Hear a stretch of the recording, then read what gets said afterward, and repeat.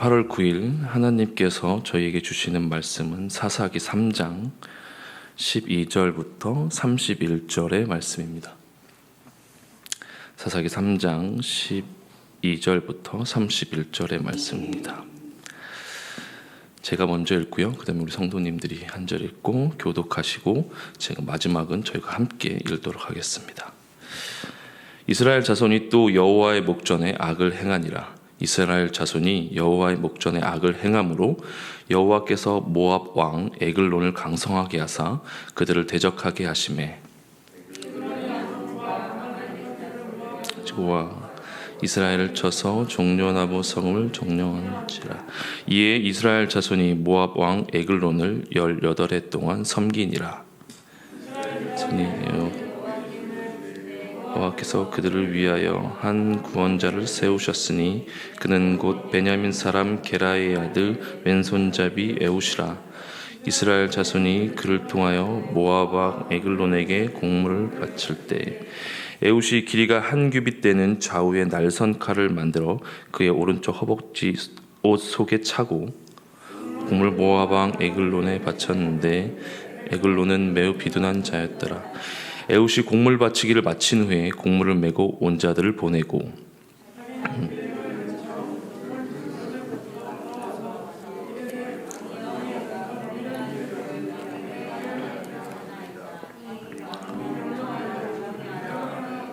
모자잔다들이 다 물러간지라.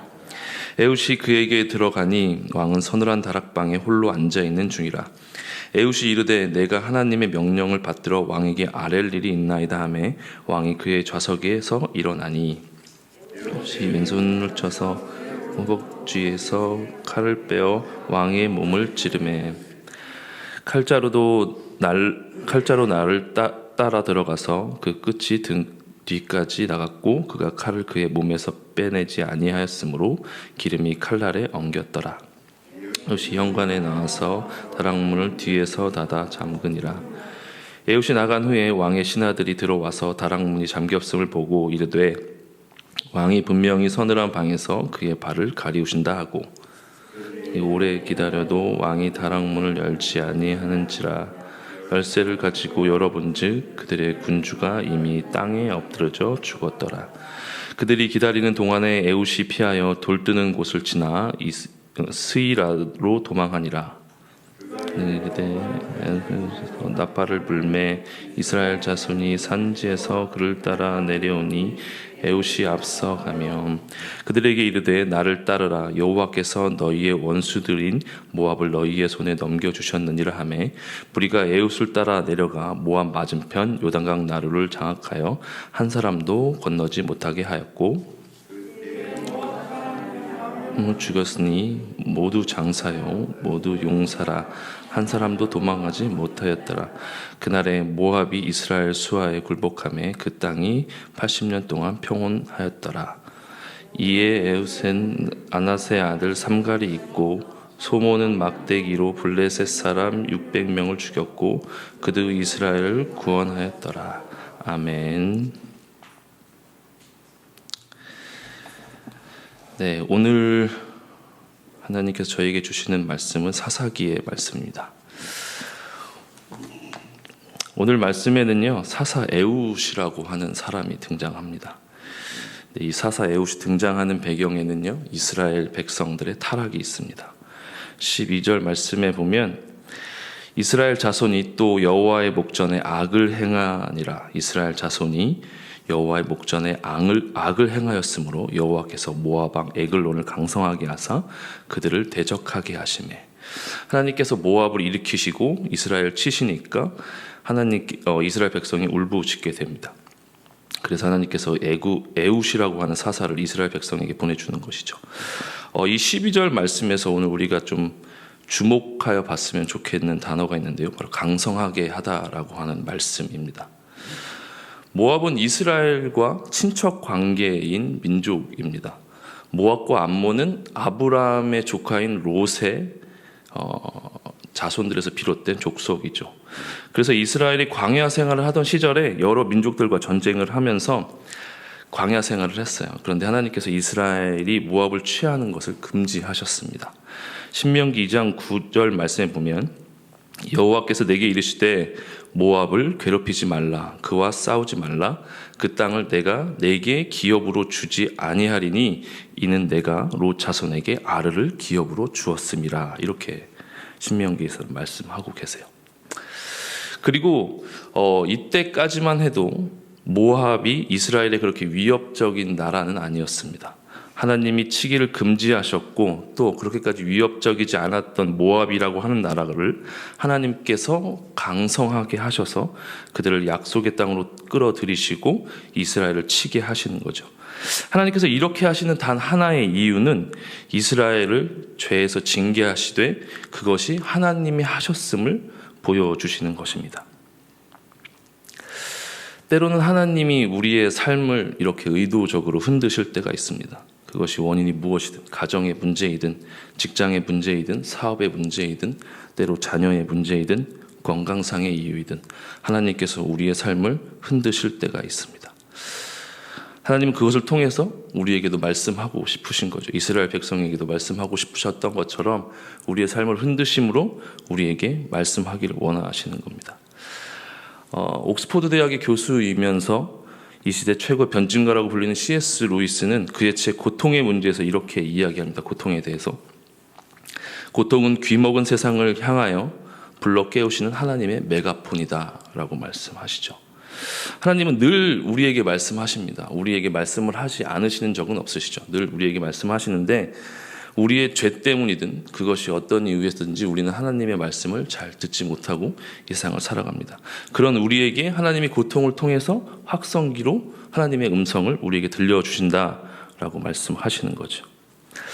우리 성도님들의 삶에도 고통의 문제가 있을 것입니다. 제가 감히 그 고통의 문제를 이해한다, 헤아린다라고 말씀드리는 것은 아닙니다. 하지만 고통의 시간이 우리 삶에 찾아올 때 꼭 기억해야 하는 것이 있습니다. 그 시간이 하나님을 바라봐야 하는 시간이고 하나님 앞에 나가야 하는 시간이고 미세한 하나님의 음성을 아주 세밀하게 들을 수 있는 시간이라는 것을 잊지 않는 축복이 있으시길 기도합니다. 하나님은 지금 이스라엘 백성을 고통 가운데 몰아넣으시면서 말씀하고 계신 게 있죠. 다시 나에게 돌아오라 라는 말씀을 하시는 겁니다. 그래서 이스라엘 백성은 하나님 앞에 또 울부짖습니다. 그래도 참 감사한 것은 이스라엘 백성이 이런 고통 가운데 다른 방법이 아니라 하나님 앞에 나아가는 방법을 취했다라고 하는 것이죠. 그러자 하나님께서는 바로 오늘 말씀에 나온 에훗이라고 하는 사사를 이스라엘 백성들에게 보내주시고 세우십니다. 15절 말씀에 보면 이스라엘 자손이 여호와께 부르짖음에 여호와께서 그들을 위하여 한 구원자를 세우셨으니 그는 곧 베냐민 사람 게라의 아들 왼손잡이 에훗이라. 이스라엘 백성들이 부르짖자 그 기도에 응답하셔서 왼손잡이 에훗을 사사로 세우시는데요. 히브리어 본문을 보면 이 왼손잡이라고 하는 표현에 어떤 의미가 있냐면 이 오른손이 제한된, 오른손에 장애가 있는 사람이라는 뜻이에요. 그러니까 오른손에 제한이 되고 장애가 있어서 왼손을 쓴다는 사람. 그래서 왼손잡이 에훗이라고 하는 뜻을 가지고 있습니다. 이 오른손에 장애가 있는 에훗이라는 사람이 조공을 바치러 이제 모압 왕 에글론에게 가게 되는 거죠. 그리고 어떤 이유에서인지 모르겠지만 조공을 하고 나서 돌아가는 길에 다시 그 모압 왕 에글론에게로 다시 돌아옵니다. 그리고 왕에게 하나님께서 왕에게 은밀하게 아랠 일이 있습니다. 이런 이야기를 꺼내자 왕이 신하들을 물리게 되죠. 제가 읽으면서 궁금했던 건 이 왕이 왜 신하들을 왜 물렸을까라고 하는 이유였어요. 제가 여러 가지 주석을 찾아보니까 뇌물을 받는 자리였기 때문에 신하들을 물렸다 이런 얘기도 있는데 다른 나라로부터 조공을 받는 왕이 그 뇌물을 받는 게 부끄러워서 신하들을 물렸을까라고 하는 또 의문도 생기더라고요. 근데 이제 한 가지 정확하게 유추해 볼 만한 일이 있는데 그것은 에훗이 별로 위협적이진 않은 사람이었던 것 같아요. 그러니까 다른 나라의 백성과 왕이 1대1로 독대할 수 있었던 거예요. 그렇게 된 가장 큰 이유는 아마 오른손에 장애가 있었기 때문에 별로 위협적이지 않았을 거다라고 왕은 판단했을 것 같아요. 친밀한 관계였을 수도 있고요. 그런데 이 성경에서 에훗을 왼손잡이라고 하는 것을 강조하는 것을 보면 아마 그의 장애가 이 왕에게는 커다란 위협이 되지 못하는 사람이다라고 하는 느낌을 주었을 것 같습니다. 이 오른손의 장애는 누가 봐도 위협적이지 않은 에웃의 연약함이었습니다. 하지만 그 연약함 때문에 에웃은 왕과 단둘이 있을 수 있는 시간을 갖게 되었고, 하나님은 그 에웃의 연약함을 통하여서 하나님의 일을 하셨던 거죠. 전능하신 하나님과 함께 한다면 우리의 연약함이 꼭 연약함만으로 끝나는 것은 아닙니다. 물론 우리의 삶에 불편함도 있을 수 있고 고통의 문제도 있을 수 있지만 그것을 통해서 하나님께서는 일하실 수 있다라고 하는 것이죠. 바울에게도 이런 연약함이 있었습니다. 고린도후서 12장 7절의 말씀에 보면 내 육체의 가시 곧 사탄의 사자를 주셨으니 이는 나를 쳐서 너무 자만하지 않게 하려 하심이라 라는 말씀이 있고요. 또 9절에는 이런 말씀이 있습니다. 나에게 이르시기를 내 은혜가 내게 족하도다. 이는 내 능력이 약한 데서 온전하여짐이라 하신지라. 그러므로 도리어 크게 기뻐함으로 나의 여러 약한 것들에 대하여 자랑하리니 이는 그리스도의 능력이 내게 머물게 하려 함이니라.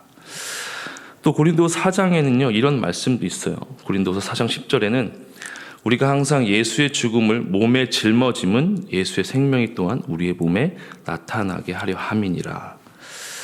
이 고린도 후서의 강조점은 이런 거예요. 하나님의 능력이 인간의 약함 가운데서 드러나고 또 하나님의 힘이 우리가 죽음으로 이 세상 가운데 드러난다라고 하는 것을 강조하는 것이죠. 여러분 안에도 연약함이 있을 것입니다. 저에게도 연약함이 많이 있습니다. 그것이 육체적인 바울처럼 육체적인 가시이든 또 요즘같이 우울증이나 자존감의 문제 이런 내면의 문제가 우리 삶의 가시로 잡고 있든 아니면 여러 가지 상황이나 환경이 우리의 삶의 가시처럼 작용하든 어쨌든 우리는 우리의 삶의 많은 부분을 연약함으로 느끼고 있습니다. 그 연약함이 오늘 하나님의 은혜를 경험하는 통로가 되길 축복합니다. 그리고 그런 약함을 통해서 하나님이 내 삶에 역사해달라고 기도하는 하루가 되시길 우리 성도님들에게 축복합니다. 28절에 여호와께서 너희의 원수들인 모압을 너희의 손에 넘겨주리니 라고 하는 말씀이 있어요. 제가 한번 읽어볼게요.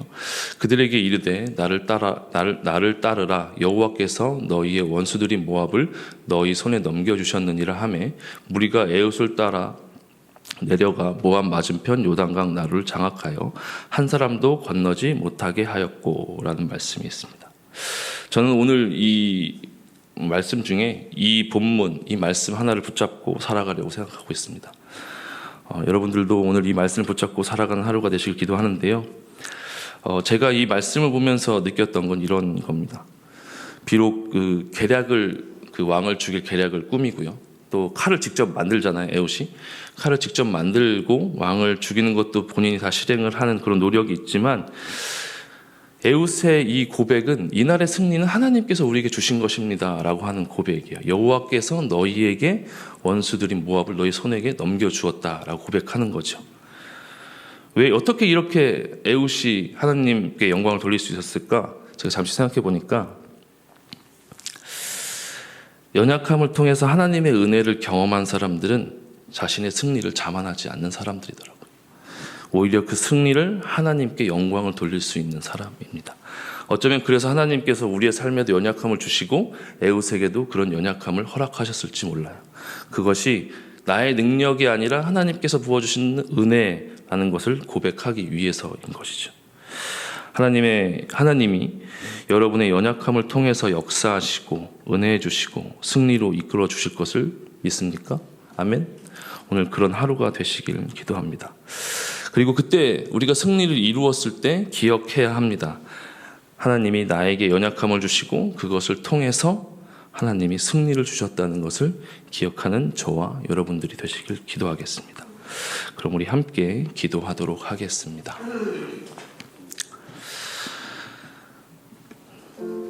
먼저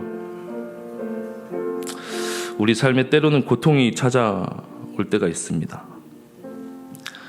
그리고 때로는 우리는 우리의 방법과 때로는 오래된 습관을 따라서 그 고통의 문제를 해결해 보려고 합니다.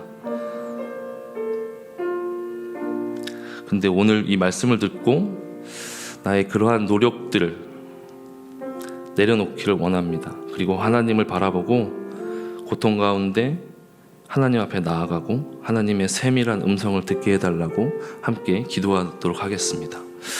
사랑하는 하나님, 우리 삶에 우리가 원치 않지만 때로는 고통의 문제들이 찾아옵니다.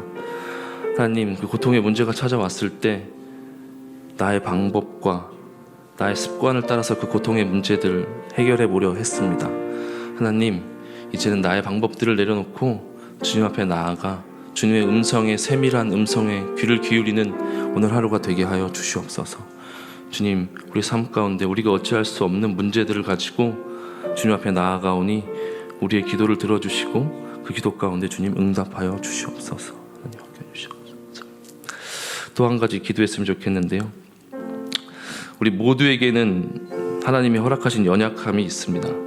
그 연약함 가운데 주님 은혜를 더해 주시고, 혹시 그것이 주님의 치유가 필요한 것이라면 주님 우리를 치유하여 주시고, 또 하나님 그 가시가 우리의 인내를 요구하는 것이라면 하나님 우리가 그 가시를 붙잡고 인내할 수 있는 우리가 되게 해달라고 우리의 연약함을 하나님 앞에 올려드리며 함께 기도하도록 하겠습니다. 사랑하는 하나님, 저에게 연약함이 많이 있습니다. 하나님, 그 연약함을 가지고 주님 앞에 올려드립니다. 하나님, 그것이 치유해야 하는 것이라면 당신께서 나의 마음을 만져주시고 우리 영혼을 만져주셔서 치유하여 주시고, 하나님 그 가시를 붙잡고 저에게 인내를 가르치길 원하신다면 하나님 인내할 수 있는 용기를 저에게 허락하여 주시옵소서. 오늘 하루 하나님 붙잡고 저의 연약함을 올려드립니다. 주님 함께하여 주시옵소서. 나에게 이르시기를 내 은혜가 내게 족하도다. 이는 내 능력이 약한 데서 온전하여 짐이라 하신지라. 그러므로 도리어 크게 기뻐함으로 나의 여러 약한 것들에 대하여 자랑하리니 이는 그리스도의 능력이 내게 머물려 함이라. 사랑하는 하나님, 오늘 저의 삶에 여러 가지 문제를 가지고 주님 앞에 나왔습니다. 주님, 우리의 방법과 습관을 따라서 그 문제를 해결하려고 하는 것이 아니라 주님의 음성에, 주님의 그 세밀한 음성에 귀를 기울이고 주님 앞에 나아가는 저희가 되게 하여 주시옵소서. 하나님, 우리 안에 치유해야 될 것들이 있다면 주님께서 만져주시고, 하나님 우리의 문제로 우리에게 가르쳐 주실 것이 있다면 그것으로 인해 우리가 인내를 배우고 또 담대히 주님 앞에 나아갈 수 있는 저희가 되게 하여 주시옵소서. 감사드리며 예수님의 이름으로 기도드렸습니다.